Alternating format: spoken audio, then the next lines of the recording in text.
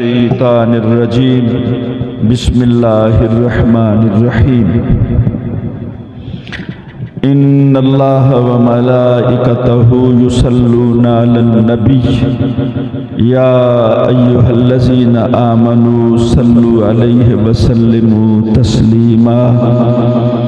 بڑی ہی محبت سے، الفت سے، حب سے، توجہ سے، بلند آواز سے درود و سلام مل کر پڑھتے ہیں۔ الصلاۃ والسلام علیک یا سیدی یا رسول اللہ وعلی آلک واصحابک یا سیدی یا حبیب اللہ۔ الصلاۃ والسلام علیک یا سیدی یا رسول اللہ وعلی آلک واصحابک یا سیدی یا جد الحسن والحسین۔ واجب الاحترام علماء کرام اور احباب ذی وقار، آج کا یہ پروگرام محافل سیدنا ذکر امام حسین رضی اللہ تعالی عنہ کے سلسلہ میں چھٹا ہے۔ 6ویں دن ہم مسلسل ذکر حسین میں بیٹھے ہیں۔ الحمدللہ اس پر رب العزت کا جتنا بھی شکر کیا جائے وہ کم ہے۔ تو اس پر اللہ رب العزت کا جتنا بھی شکر ادا کیا جائے وہ کم ہے کہ اللہ نے ہمیں توفیق بخشی اور آج ہم چھٹے دن بھی ذکر حسین کے لیے اکٹھے ہوئے ہیں اور اللہ کے گھر میں اکٹھے ہوئے ہیں اور مومنوں کے ساتھ اکٹھے ہوئے ہیں اور سادات کی موجودگی میں اکٹھے ہوئے ہیں۔ اور یہ وہ وقت ہے، یہ جو مغرب کے بعد کا وقت ہوتا ہے، یہ بڑا مقرب بارگاہ الہی ہوتا ہے۔ مقرب بارگاہ الہی، جب وقت سورج غروب ہو رہا ہوتا ہے اور غروب ہو رہا ہوتا ہے اور جب طلوع ہو رہا ہوتا ہے، یہ دونوں وقت جو ہیں یہ اللہ نے قرآن میں بیان کیے ہیں۔ دونوں وقتوں کا اللہ نے قرآن میں بیان کیا ہے۔ طلوع جب ہو رہا ہوتا ہے اس وقت بھی، اور جب غروب ہو رہا ہوتا ہے اس وقت۔ دونوں اوقات میں یہاں سیدۃ نساء العالمین حضرت سیدہ فاطمہ الزہرا رضی اللہ تعالی عنہا کا معمول آپ کو بیان کرتا اپنی اس بات میں جو میں نے کہی ہے کہ ہم کتنے خوش نصیب ہیں کہ اس وقت میں ہم اکٹھے ہوتے ہیں اور ذکر حسین میں اکٹھے ہوتے ہیں۔ اور یہ بات بھی یاد رکھیں کہ ذکر حسین ہو، ذکر اہل بیت ہو، ذکر صحابہ ہو، ذکر نبی ہو، یہ سب اللہ کے ذکر میں آتا ہے۔ یہ اللہ کے ذکر میں آتا ہے، یہ سب اللہ کے ذکر کی جہتیں ہیں۔ علماء تشریف فرمائے ہیں یہ سب اللہ کے ذکر کی قسمیں ہیں، جہتیں ہیں۔ تو جب سورج غروب ہونے کے قریب ہوتا تو جناب سیدہ فاطمہ الزہرا سلام اللہ علیہا اپنی باندی کی ڈیوٹی لگاتی کہ تم ذرا دیوار کے اوپر سے دیکھتی رہو، جیسے جیسے سورج غروب کی طرف بڑھے تم نے مجھے بتانا ہے، اور جیسے جیسے سورج غروب کی طرف بڑھتا تھا آپ اپنے ذکر اذکار میں اور شدت لے آتے تھے۔ اور اسی طرح فجر کے وقت بھی ہوتا تھا، فجر کے وقت بھی اسی طرح کہ جیسے جیسے سورج طلوع ہو رہا ہوتا تھا، اس خادمہ کی ڈیوٹی تھی، سورج طلوع ہو رہا ہوتا تھا اندھیرا چھٹ رہا ہوتا تھا، اجالا پھیل رہا ہوتا تھا، ایسے ایسے آپ اللہ کے ذکر میں اور شدت لے آتے تھے۔ تو کہنے کا مقصد یہ ہے کہ اس بات پہ خوش ہوا کریں آپ اور شکریہ ادا کریں اس مسجد کے انتظامیہ کا، یہ جو احباب منتظم ہیں جو آپ کے استقبال کے لیے ہمہ وقت تیار رہتے ہیں، کہ انہوں نے یہ موقع دیے ہیں آپ کو اکٹھے ہو کر ذکر کرنے کے۔ اس پہ خوش ہونا چاہیے اور ان کا شکریہ ادا کرنا چاہیے۔ سرکار دو عالم نور مجسم صلی اللہ علیہ وآلہ وسلم ایک دن، چونکہ جناب سیدہ کا گھر سرکار کے گھر کے ساتھ تھا، تو گھر سے آواز آئی حضرت سیدنا امام حسین کے رونے کی، تو سرکار بے تاب ہو کر اٹھے اور اپنی بیٹی کے گھر میں داخل ہوئے اور ارشاد فرمایا، بیٹا اسے رونے نہ دیا کرو، اسے رونے نہ دیا کرو، اس کے رونے سے مجھے تکلیف ہوتی ہے۔ اتنی عظمتوں والے امام حسین کے ذکر میں ہم اکٹھے ہوتے ہیں، اور ایک اور بات سنیے اور اندازہ لگائیے کہ کتنی عظمتوں کے مالک، کتنی عظمتوں کے۔ کہ ایک دن کیا ہوتا ہے، یہ منظر عجیب منظر ہے کہ سرکار تشریف فرما ہے اور سیدنا حسن اور سیدنا حسین یہ دونوں کشتی لڑ رہے ہیں۔ سرکار بھی تشریف فرما ہے اور جناب سیدہ فاطمہ الزہرا بھی تشریف فرما ہے، اور ان کے سامنے اور جناب سیدنا علی المرتضیٰ بھی تشریف فرما ہے، اور ان تینوں کے سامنے یہ کشتی لڑی جا رہی ہے، اور سرکار دو عالم حسن سے مخاطب ہوتے ہیں، بیٹے حسین کو گردن سے پکڑو اور گراؤ، حسین کو ٹانگ سے پکڑو اور گراؤ، حسین کو بازو سے پکڑو اور گراؤ۔ یہ فرما رہے ہیں ساتھ ساتھ، یہ ساتھ ساتھ فرما رہے ہیں۔ جیسے بندہ دو کشتیاں بچے کر رہے ہوں تو ایک طرف ہوتا ہے، دوسرا دوسری طرف ہوتا ہے، ایک طرف ہوتا ہے، مطلب فرض کیا ماں ایک طرف ہوتی ہے، باپ ایک طرف ہوتا ہے، فرض کیا۔ تو سرکار حسن سے مخاطب ہوتے ہیں اور فرماتے ہیں، بیٹے اس کی گردن سے پکڑو اور اس کو گھما کر یوں نیچے پھینکو، اس کو بازو سے پکڑ کر اس کو نیچے لٹاؤ، اس کو ٹانگ سے پکڑ کر نیچے گراؤ، جیسے یہ الفاظ ہیں۔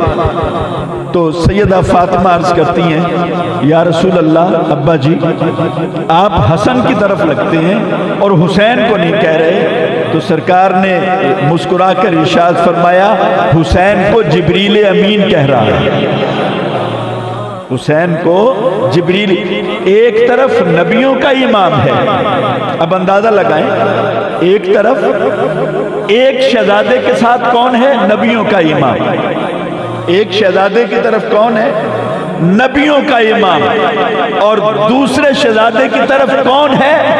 فرشتوں کا امام۔ تو اب مجھے بتائیں نا، جن کو کھلانے کے لیے، کھیلنے کے لیے نبیوں کے امام اور فرشتوں کے امام دلچسپی رکھتے ہوں، ان کے مقام کا اندازہ میں اور آپ لگا سکتے ہیں؟ میں اور آپ بھی اور میری بساط سے باہر ہے، ہمارے دائرے تخیل سے باہر ہے، ہماری پرواز وہاں تک نہیں پہنچ سکتی جہاں تک اللہ نے ان کو مقام دیا ہے۔ تو اسی بات پہ ہم صرف شکر ادا کرتے ہیں کہ یا اللہ تو ہمیں روز اکٹھا کرتا ہے اور ہمیں توفیق دے ہم آنے والے 4 دنوں میں بھی اکٹھے ہوتے رہے۔ جیسے میں نے کہا کہ جناب سیدنا امام حسن اور امام حسین کی نانی جان ام المومنین الزوجۃ الوفیہ، یہ آپ کا لقب ہے، ام المومنین الزوجۃ الوفیہ سیدہ خدیجۃ الکبریٰ سلام اللہ علیہا کے فضائل و مناقب کا میں نے کچھ عرض کرنا ہے، تو مختصر سے وقت میں 10-12 منٹ ہیں، میں کوشش کروں گا کہ 2-4 باتیں ایسی جو ہمارے کام آنے والی ہیں۔ یہ بات ذہن میں رکھیں کہ جب سرکار دو عالم کا نکاح مبارک ہوا تو آپ کی جو رفاقت کی زندگی ہے وہ 25 سال پر مشتمل ہے، کتنی ہے؟ 25 سال۔ سرکار دو عالم کی عمر پاک 25 سال تھی اور جناب ام المومنین کی عمر مبارک 40 سال تھی۔ 15 سال بڑی تھی۔ کیا تھی؟ 15 سال بڑی تھی۔ ایک یہ بات ذہن میں رکھنی ہے جو میں نے ابھی یہ کی ہے، عمر کا فرق کتنا ہے؟ 15 سال۔ 15 سال یہ ذہن میں رکھیے گا۔ آگے چلیے، اور ان سے قبل یعنی سرکار سے قبل آپ کی 2 نکاح اور ہو چکے تھے۔ بیوہ تھی، ڈبل یعنی میں نے لفظ بولا ہے سمجھنے کے لیے کہ 2 بار بیوہ ہو چکے تھے، بلکہ ایک روایت میں آتا ہے 3 بار بیوہ ہو چکے تھے۔ 3 بار بیوہ ہو چکی تھی جناب سیدہ خدیجہ الکبریٰ۔ آپ نے نکاح کیا، پہلے خامد سے کیا، ان کا انتقال ہو گیا۔ دوسرے خامد عتیق مخزومی تھے، ان سے بھی پہلے سے بھی اولاد تھی، دوسرے سے بھی اولاد تھی، ان کا بھی انتقال ہو گیا۔ اور تیسرا جو نکاح ہے وہ سرکار دو عالم سے ہوا ہے۔ اب یہاں جو بات کرنا چاہتا ہوں کہ ہمارے معاشرے میں اگر یہ بات ہوتی، اب ہوتی، تو جناب سیدہ کو ہم نے پتہ کیا کہنا تھا؟ یہ خامد کھانے والی ڈین ہے، جیسے ہوتا ہے نا ہمارے ہاں۔ یہ آج کل یہی ہوتا ہے۔ میں جانتا ہوں کئی خاندان ایسے ہیں، میں جانتا ہوں ان کے گھروں کو جانتا ہوں میں، کہ جہاں پہ وہ ایک خاتون، اس کا ایک شوہر فوت ہوا، پھر دوسرے بھائی سے نکاح ہوا، پھر وہ بھی فوت ہو گیا، اور پھر اس کے بعد ان سے نکاح کرتے ہوئے لوگ ڈرتے تھے کہ بھئی یہ تیسرا بھی مر جائے گا، اس سے نکاح ہوا۔ ایسا ہے، لیکن قربان جائیں جو انقلاب لانے کے لیے آئے تھے، جو انقلاب لے کر آئے، سب سے پہلے اپنی ذات سے انہوں نے شروع کیا، اور اس خاتون سے، حالانکہ آپ کا نکاح پہلے کوئی نہیں تھا، یہ بات ذہن میں رکھیے، اور آپ کوئی واجبی شکل و صورت والے بھی نہیں تھے۔ ایسے ہی ہے نا، آپ سنتے ہیں نا علماء سے، حسن یوسف پہ کٹی مصر میں انگشت زنا، ہے نا، حسن یوسف پہ کٹی مصر میں انگشت زنا، سر کٹاتے ہیں تیرے نام پہ مردان عرب۔ یعنی معمولی، میں یہ لفظ صرف سمجھانے کے لیے کہہ رہا ہوں ورنہ دل نہیں کرتا، وہ حسن، وہ خوبصورتی، وہ جمال، وَأَحْسَنُ مِنْكَ لَمْ تَرَ قَطُّ عَيْنِي وَأَجْمَلُ مِنْكَ لَمْ تَلِدِ النِّسَاءُ خُلِقْتَ مُبَرَّأً مِنْ كُلِّ عَيْبٍ كَأَنَّكَ قَدْ خُلِقْتَ كَمَا تَشَاءُ۔ حضرت سیدنا حسان بن ثابت بات کرتے کرتے کرتے کرتے کہتے ہیں آپ سے بڑھ کر کوئی خوبصورت نہیں ہوا، کسی ماں نے جنا نہیں ہے۔ پھر یہ کہتے ہیں آخر میں آ کر، یا رسول اللہ مجھے تو ایسے لگتا ہے جیسے اللہ نے آپ کو اپنی مرضی سے بنایا، آپ کی مرضی سے بنایا۔ وَأَحْسَنُ مِنْكَ لَمْ تَرَ، اتنے حسین و جمیل، اتنے خوبصورت، کیا کرتے ہیں؟ 1-2 دفعہ بیوہ ہونے والی خاتون سے جو 15 سال بڑی ہے اس سے نکاح کرتے ہیں۔ اور پھر اور بھی سنیے، اس سے اگلی بات بھی سنیے، وہ اور بھی بڑی ہے، وہ یہ ہے 25 سال رفاقت رہی سرکار کی، 25 سال۔ تو ان 25 سالوں میں آپ نے نکاح نہیں کیا ہو، یہ بھی بات یاد رکھیں گا جی، یعنی جناب سیدہ کے وصال پاک کے بعد نکاح کیا ہے۔ 11 ازواج مطہرات امہات المومنین، بلکہ 13 بھی آتا ہے تاریخ میں، 11 کہہ لیں 13 کہہ لیں، 13 ازواج مطہرات میں سے 12 کے ساتھ نکاح فرمائے سرکار نے، لیکن جناب سیدہ کے بعد فرمائے، جناب سیدہ کے بعد فرمائے۔ اور سنیے، آپ کا جو مزار پاک ہے وہ مقام ہجون میں جنت المالا میں ہے، اللہ آپ سب کو لے جائے اور آپ وہاں ضرور جائیے گا۔ بڑی بابرکت جگہ ہے، بڑی بابرکت جگہ ہے، بڑی بابرکت جگہ ہے۔ سنیے جو بات کہنا چاہ رہا ہوں، سنیے۔ آپ کا انتقال ہوا 10 نبوی میں ہوا، یعنی نبوت کے 10ویں سال، اور اسی سال جناب سیدنا ابو طالب کا بھی وصال ہوا جو آپ کے چچا ہیں. دونوں کا وصال جو ہے وہ ایک ہی سال میں ہوا تو سرکار نے اس سال کا نام عام الحزن رکھ دیا, غم والا سال. کیا؟ غم والا سال. آج بھی وہ غم والا سال کہلاتا ہے 10 نبوی. تو پھر 3 سال مکہ میں رہے, پھر 8 سال مدینہ منورہ میں رہے سرکار. 8 ہجری میں مکہ فتح ہوا, یعنی 11 سال بعد جب لوٹے, 11 سال بعد مکہ فتح ہو گیا. ہر طرف فتح کے جھنڈے لہرا دیے گئے, مکہ سرنگوں ہو گیا, خانہ کعبہ بھی زیر نگیں آ گیا. مکہ کے ساری جو جائیدادیں تھی, خلقت تھی, سب مکہ آپ کے زیر نگیں آ گیا. آپ کا آبائی گھر بھی آپ کے قابو میں آ گیا. سب کچھ جب فتح ہو گیا تو صحابہ نے پوچھا سرکار خانہ کعبہ میں تشریف فرما ہے, خانہ کعبہ میں تشریف فرما ہے.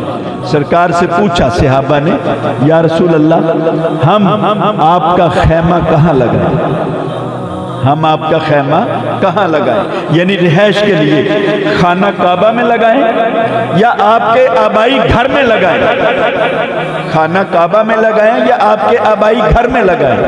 سرکار نے فرمایا نہ میرے گھر میں نہ خانہ کعبہ میں, بلکہ میری ختیجہ کی قبر پر لگاؤ. میں جتنے دن مکہ میں قیام کروں گا میں وہاں ان کی قبر پر ہی قیام کروں گا.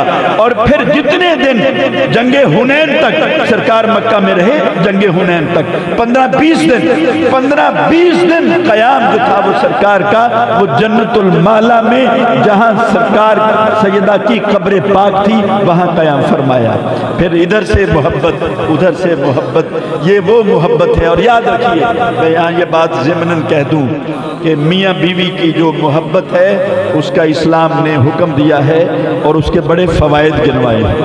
اس کے بڑے فوائد گنوائے, جو سب سے بڑا فائدہ گنوایا ہے وہ یہ ہے کہ انسان کے گھر میں رزق کی کمی نہیں ہوتی. اور شیطان کی سب سے بڑی کوشش یہ ہوتی ہے کہ میں میاں بیوی کے درمیان تفریق ڈالوں, میاں بیوی کے درمیان تفریق ڈالوں, ان کے درمیان لڑائی کرواؤں. سرکار نے فرمایا جب میاں بیوی لڑتے ہیں تو شیطان دیوار پہ کھڑا ہو کے مسکراتا ہے, ہنستا ہے, خوش ہوتا ہے, کہتا ہے آج کمال ہو گئے, کمال ہو گئے.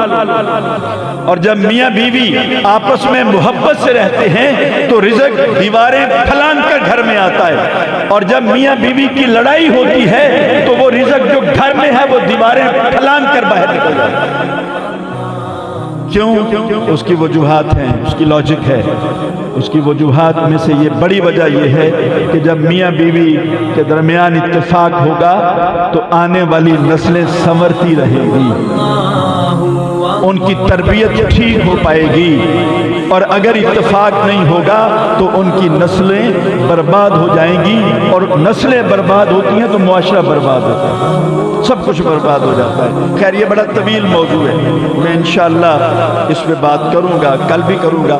کل جو ہے وہ جناب سیدہ فاطمہ الزہرا سلام اللہ علیہا کے بارے میں کچھ گفتگو کروں گا.